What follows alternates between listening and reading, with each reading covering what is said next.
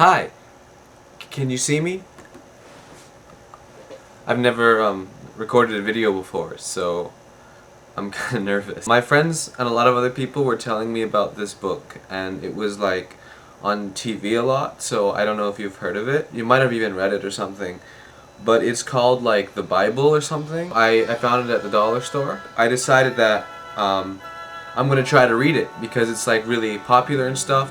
And I mean, it's like apparently it's more popular than like the Lord of the Rings and Star Trek because they have like conventions every single Sunday. It's like once a week thing, and a lot of people like all over the world will go to these, and a lot of them don't even ask for money. It's all like donation based, so it's got to be like really big if they can afford to do that.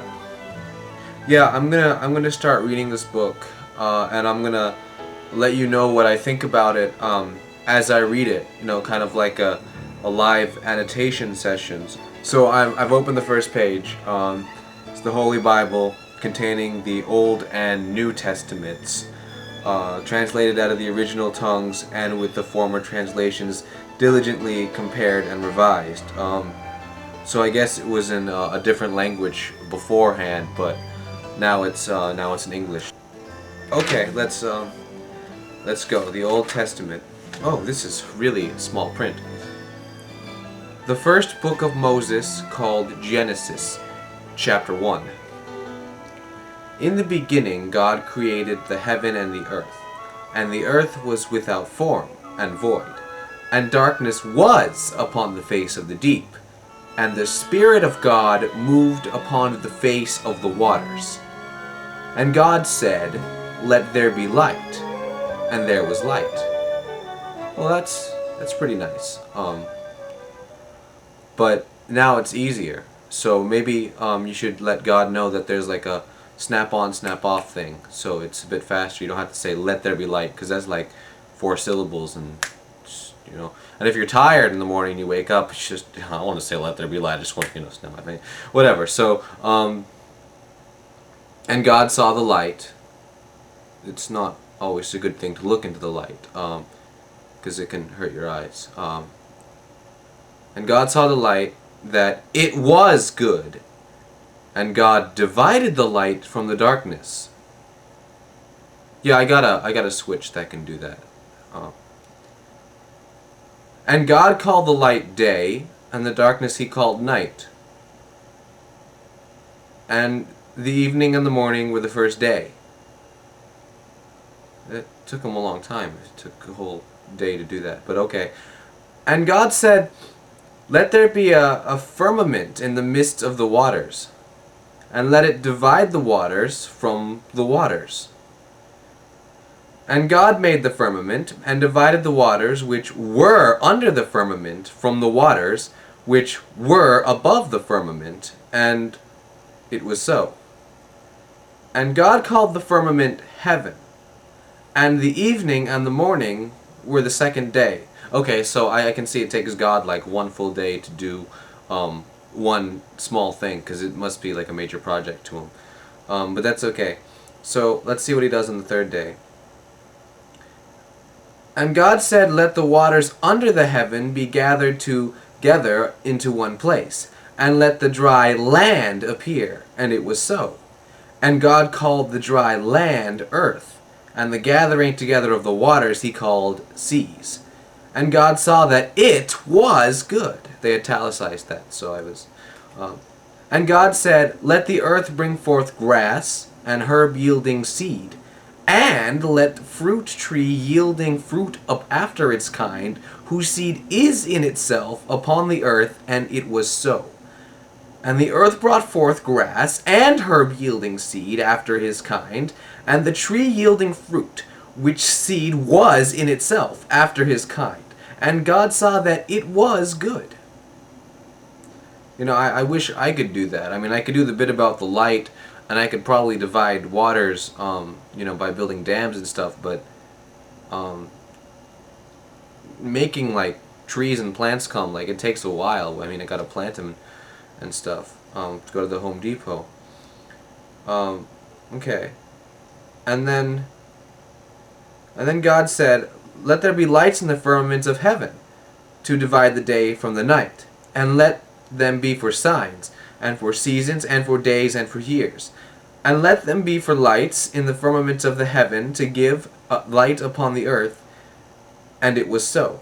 And God made two great lights, the greater light to rule the day, and the lesser light to rule the night. He made the stars also.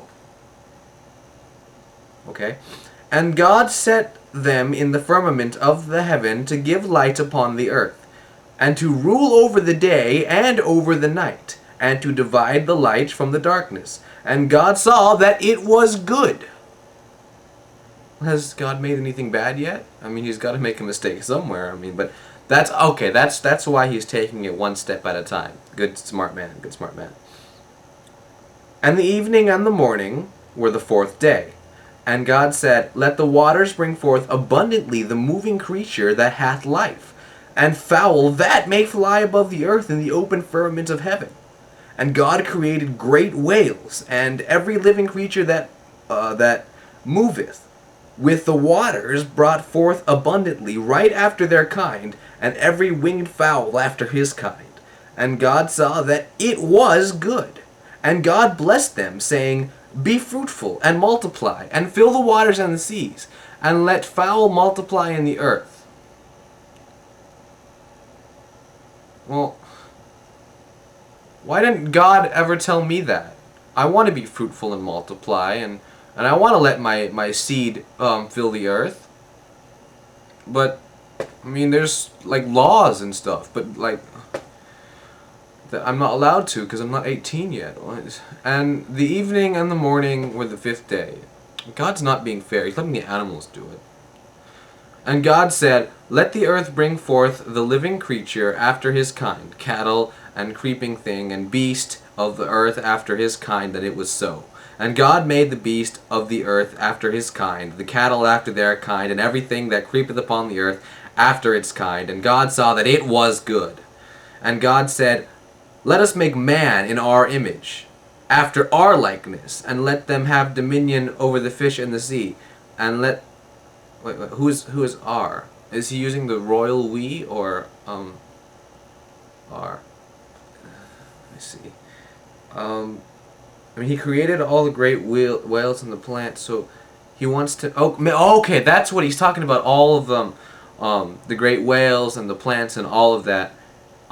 That's who he means by we. So he wants to make man in our image. Okay, I got it. Alright.